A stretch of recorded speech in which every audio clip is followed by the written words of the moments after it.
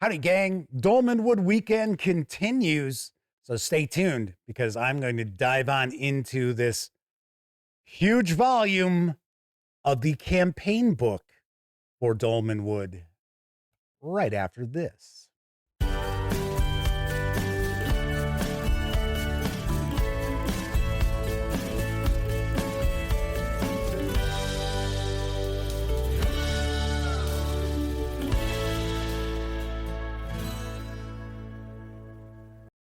Howdy, gang, and welcome once again to the Duct Tape Studios. I'm Jeff McAleer, your host here at the Gaming Gang channel. Dolmenwood weekend is going to continue in just a moment, but first, I wanted to mention if you enjoy the Gaming Gang and would like to support the outlet, you can do so in a few ways.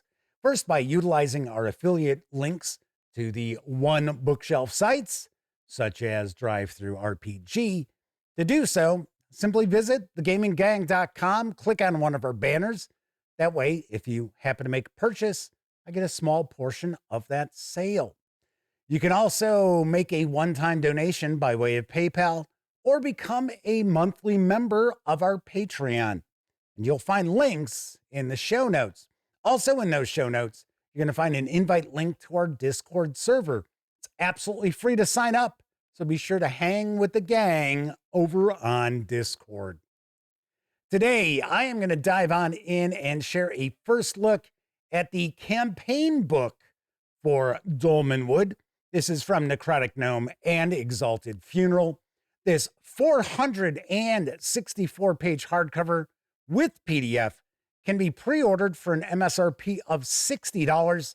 Of course, that is here in North America. If you are over in Europe and you'd like to get your hands on Dolmenwood, you will go to necroticgnome.com. Of course, the PDF is available now already. It's at DriveThruRPG for $30. Of course, this can be pre-ordered here in North America. It is not that far out, obviously enough, because I've got a copy. So do keep that in mind. So this is not a pre-order that you're going to place and you're going to wait 6 months before you get to see your books. All right, having said all that, let's swing on over to the other camera because here I've got Dolmenwood's campaign book. Now, you may have seen yesterday's video. I took a peek at the player's book. Of course, this is also a core book alongside the player's book. In fact, you do need to have the trio of books. So the player's book, campaign book, monster book, in order to run Dolmenwood. Though I got to be honest, you might be able to use this campaign book with other old school Renaissance fantasy role-playing games. We'll find out more as we take a peek. But I do want to point out, my friends over at Exalted Funeral were kind enough to provide me with this review copy. But neither I nor anyone else affiliated with the Gaming Gang has received any other sort of compensation in order to share this first look with you. It's important you know that. Obviously, we are not going to look at all 400 plus pages of this book, but I do want to give you a really good feel for what you're going to find inside. Then lastly, this is the campaign book. So if you're a player and your referee, the game master in this case, has already pre-ordered this, or maybe they've already gotten theirs because they backed the crowdfunding project, or maybe they already have the PDFs. Maybe they just haven't started running this yet. Do keep in mind, I guarantee there are going to be some surprises ruined as I flip on through this. I have not cracked this open, so this is all brand new to me. But I'm just letting you know, as a player, you might see some of the surprises. You might see some spoilers. You probably will as we flip on through. All right, let's take a look at the back here. Adventure and Peril in Fairy Tale Woods. The complete referee's guide to running campaigns in the beguiling realm of Dolmenwood. Dolmenwood is a weird fairy tale adventure game conjuring the wonder, horror, whimsy, and strangeness of British folklore. And that's going to tell us what's included in this book, which I'm not going to read because we're going to take a look ourselves. It does mention this is core book 2 of 3. So referees do need the player's book as well as the monster book. All right, let's crack this on open. So this is the referee's map for Dolmenwood. If you saw my first look at the player's book as a little extra bonus, we took a peek at the dual-sided poster map. One side had the player's map. The other side had the referee's map. This is the referee's map. And you can tell because you've got the hexes here. And of course, it's showing various locations from adventures and things like that. And of course, the hexes are numbered because I believe inside we're going to find a bunch of different locales for the players to explore. So first thing we'll do is we'll take a peek at the credits page. A lot of folks work very hard to bring this to life. Let's give credit where credit is due, and then we'll start off with some really cool line art. So, of course, Dolmenwood is from Gavin Norman, the gentleman behind Old School Essentials, and that same presentation is going to be present, I would assume, in the campaign book because we saw that in the player's book. And when I say presentation, I mean that everything gets right to the point. There's not 2 or 3 pages devoted to something that you could probably get away with a paragraph or two. Normally, with OSE, you're going to see a paragraph or two. So I'm going to take a guess. We'll see the same sort of approach with this as we did the player's book. So we're going to start off with Secrets of Dolmenwood, Factions and Powers, Running a Campaign, Exploring the Wild, Settlements. Here's our hex descriptions. Looks like we've got nearly 200 pages. Treasures and oddments, as well as some appendices. All right. Welcome, Master of Dolmens. With the contents of this book, the referee is equipped to run long-term campaigns within the moss-draped bounds of Dolmenwood. Adventure of all kinds lurks beneath the forest's eaves, enabling campaigns of serious depth or frivolous fun. The referee may weave tales of lost treasure, looming war, wicked fey revenge, perilous magic, and freewheeling antics from the warp of Dolmenwood's lore. Read on then, sagacious Master of Dolmens, and begin to set the story in motion. Nice. It's going to tell us what's in the book, right? So it's going to break down in a little bit more detail what's in each of these parts.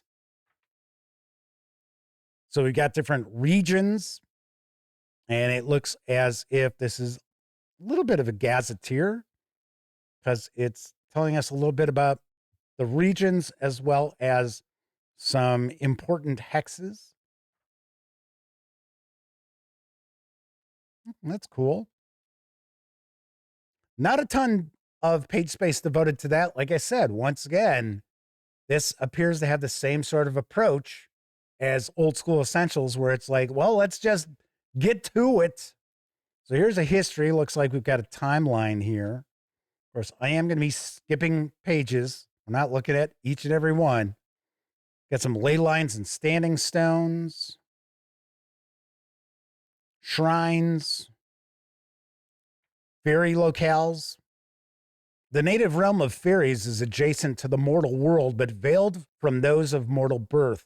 In Dolmenwood, the boundary between the two realms grows thin, such that the laughter of fairies may at times be heard drifting on the winds of the fields we know. An exhaustive account of the undying realm is beyond the scope of this book. Only the most pertinent details on fairy and its peoples as they relate to Dolmenwood are discussed here. So it appears we're getting a couple of pages devoted to each of these secrets. Fairy nobles and their dominions. Are these going to be important people? Yeah, I think so. Because we've got the Goblin King, the Hagthorn Rosie, the Lady of Midnight. Lady of Midnight is a grim elf lady with skin the color of rock and hair like living shadow.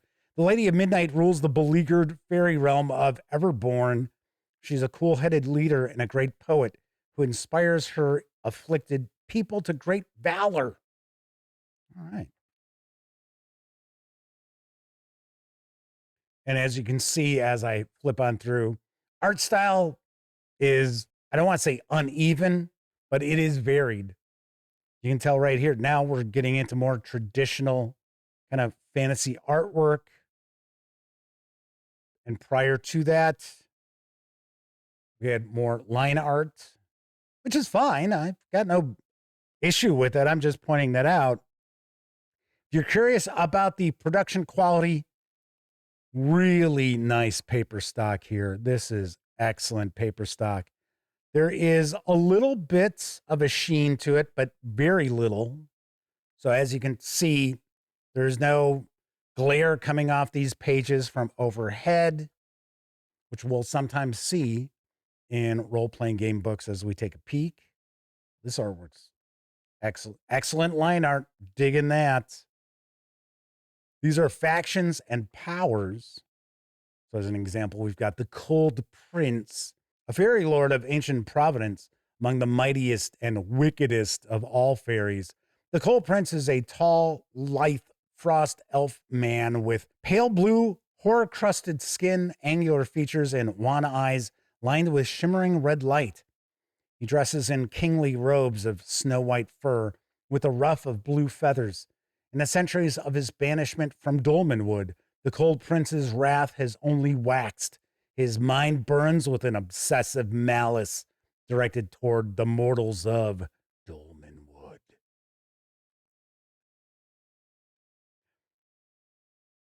All right, here's a couple of bookmarks.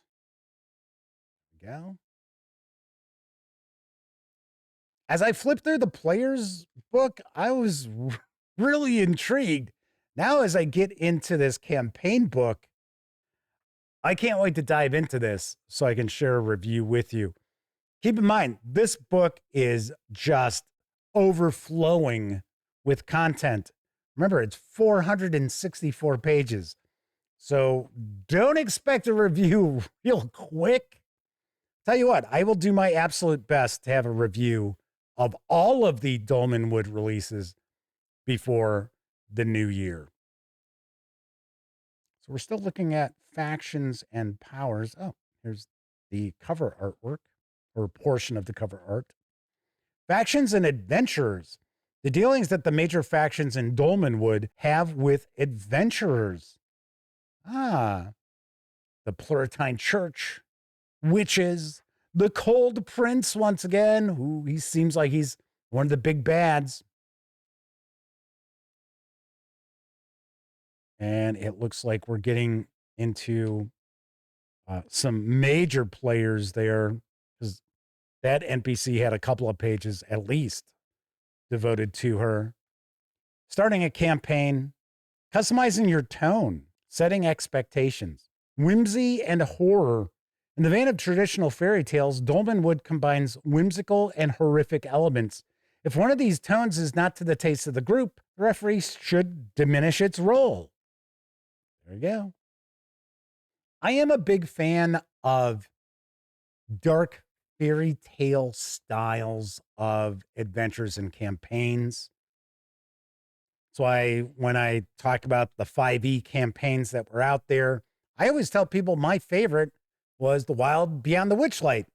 And I get weird looks for that. But it had a strong fairy tale sort of vibe to it. I also love adventures that provide the player characters with multiple options of how to resolve challenges, where it's not just, okay, it moves, let's kill it. We've got dungeon environments. So this is our running the campaign section still. Secret doors, tricks and weirdness. You'll also notice we've got a lot of random tables throughout. That is a tenet of many old school inspired or old school flavored sort of role-playing games. So we have different encounter tables here. So this is the wild, exploring the wild. Far more encounter tables based upon region. We've got some common encounters with animals, monsters, mortals, and sentients. Talk about foraging. But as you can see, each topic gets a couple of pages, maybe 4 pages devoted to it.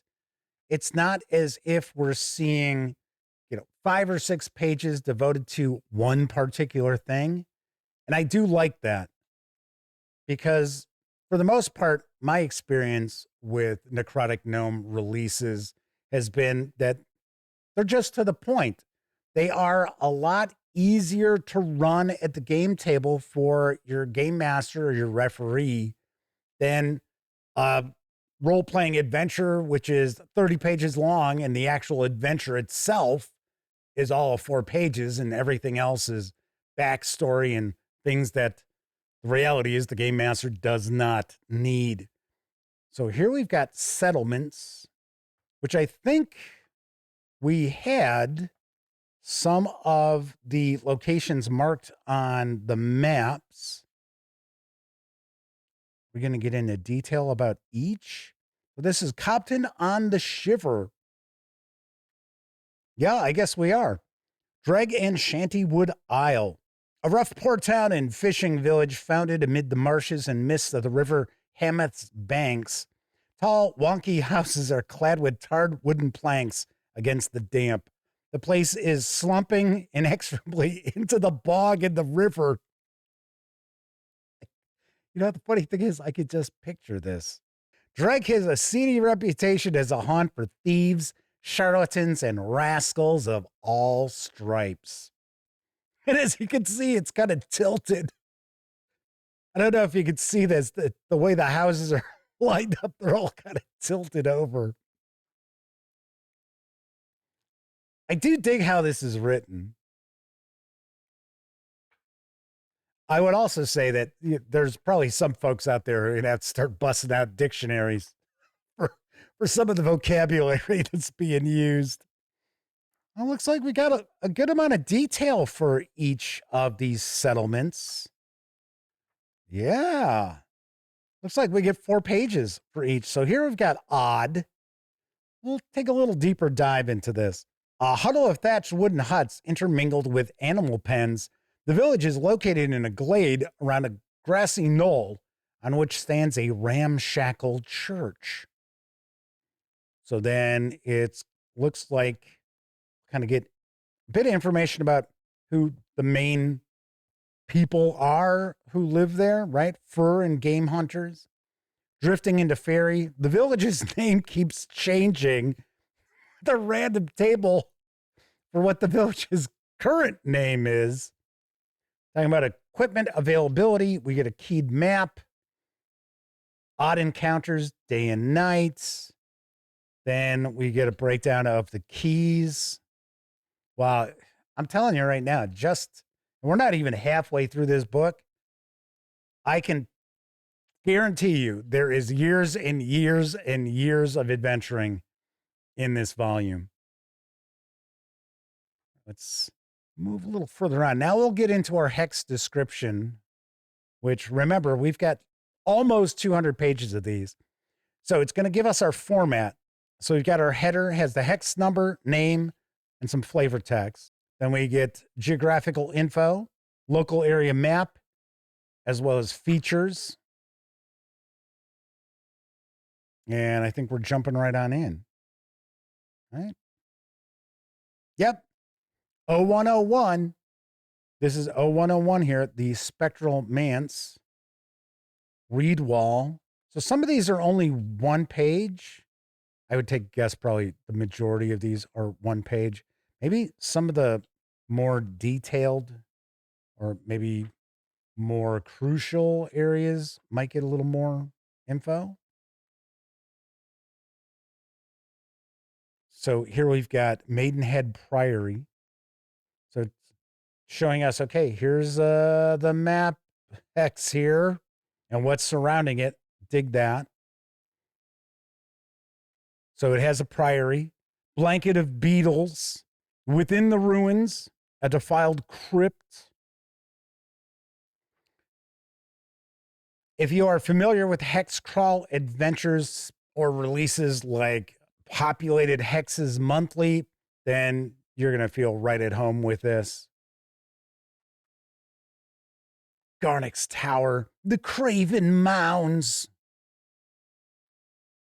So we get information about how often you'll have an encounter, tells you if we have any ley lines, gives us an idea of the terrain. So the Fungal Bloom Cave, the terrain is Tangled Forest and Dwelmfirk are encounters 2 and 6. And it says within the Ring of Chell, and it says page 20. So you can refer back to that. True fairies are afflicted with a spiritual malaise.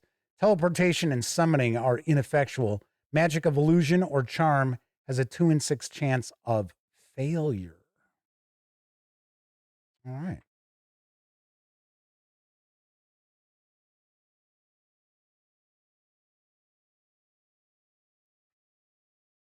This is wild. I can see why it took so long for this to finally start fulfilling, because it is just packed. All right. Let's move along. Get to our next section here. Like I said, there's nearly 200 pages of these. Endstone and the Embalmed Hamlet. The Balming Grove. There we go. Now we're into treasures and oddments. So information about placing treasure, rolling it up. Get ready. We're going to have tons and tons of random tables here, I'm sure. Gems and art objects.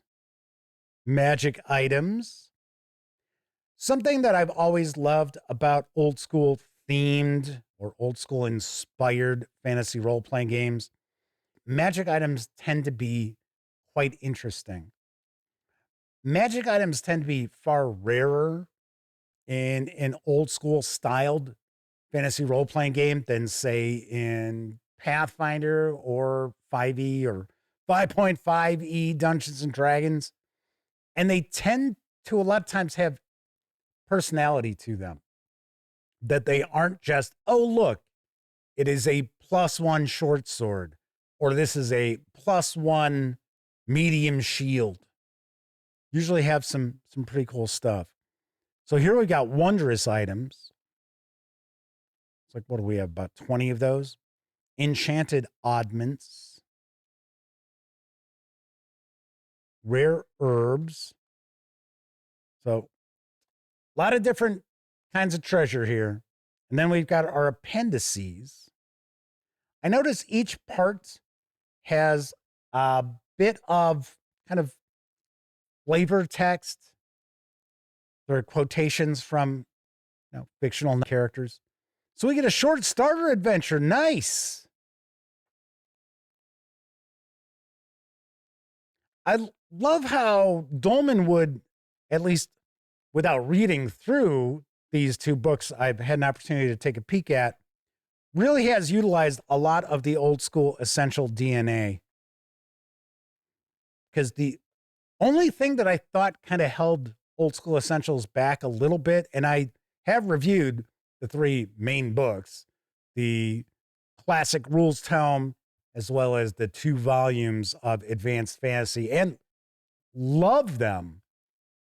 But they were obviously written for people who are familiar with role-playing games. So if you were just starting out, little tricky, because it was like, okay, well, here's the mechanics, here's these different things, but it wasn't telling you, okay, so how do you actually run a role-playing game?